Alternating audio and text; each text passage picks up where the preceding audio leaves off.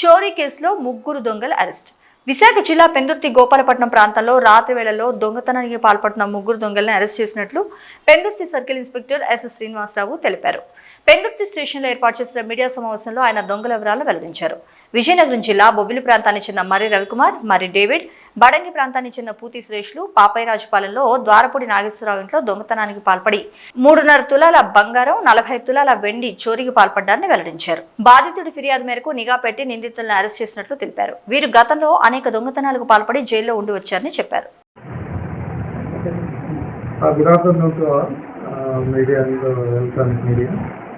ఈరోజు ప్రశ్నకి కారణం ఏంటంటే రాత్రిపూట దొంగతనాలు చేసిన దాంట్లో అరెస్ట్ గురించి అందులో ముగ్గురిని అరెస్ట్ చేశాము. అసలు ఇది నేరము ఎలా జరిగిందని అంటే ఇక్కడ పాపయ్యరాజుపాలెంలో శివగాయత్రి నగరం అనే ఇంట్లోని అక్కడ జరిగింది.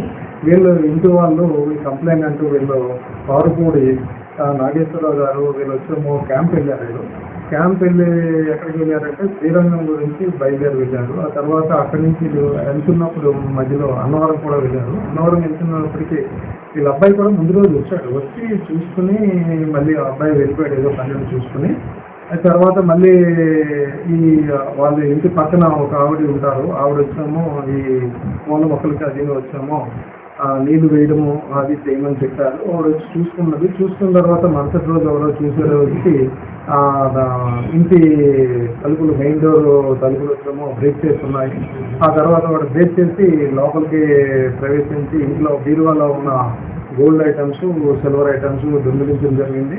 ఇందులో గోల్డ్ ఐటమ్స్ సుమారు 3.5 తులాలు దొంగిలించారు. అలాగే 45 తులాలు వెండి దొంగిలించారు.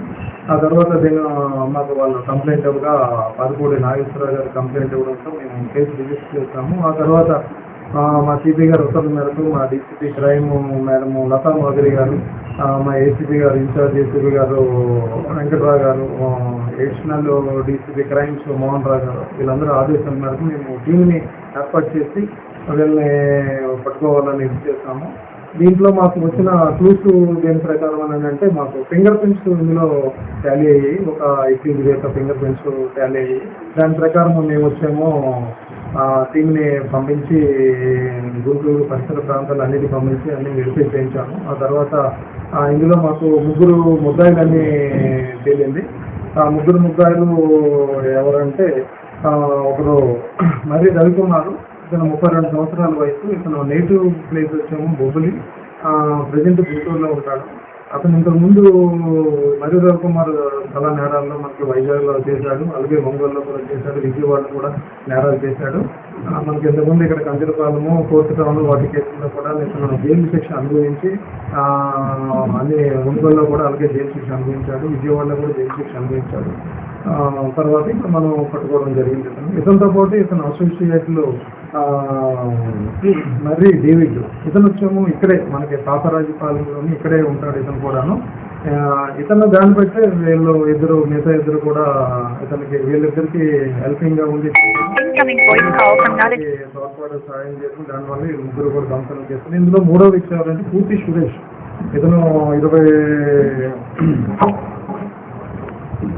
ఇతను కూడా ఇక్కడ ఏంటంటే